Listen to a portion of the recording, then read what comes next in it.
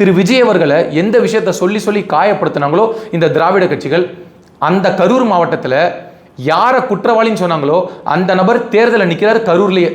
மதியழகன்ற ஒருத்தர் தாவேகா சார்பாக. ஆனால் யாரை நிரபராதின்னு சொன்னாங்களோ திரு செந்தில் பாலாஜி அவர்கள் அந்த ஊரை விட்டு ஓடிட்டாரு.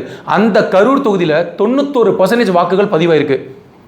அப்போ இது எந்த மாதிரி நம்ம எடுத்துக்கிறது? இது யாருக்கு மிகப்பெரிய அட்வான்டேஜாக இருந்திருக்கும்? இந்த திராவிட கட்சிகள் மேலே இந்த வெறுப்பு தான் கரூர் மக்கள் ஒட்டு மொத்தமாக அந்த வாக்கு உரிமையில காமிச்சிருக்காங்க.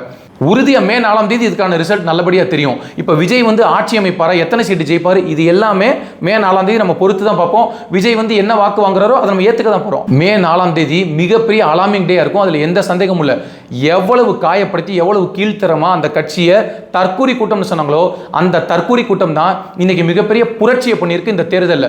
யாருமே பண்ண முடியாத ஒரு விஷயம். ஐயா ஸ்டாலின் அவர்கள், எடப்பாடி பழனிசாமி, அம்மா ஜெயலலிதா, ஐயா எம்ஜிஆர், காமராஜர் பண்ண முடியாத ஒரு விஷயத்தை நேற்று கட்சி தொடங்கின விஜய் பண்ணிட்டாரு.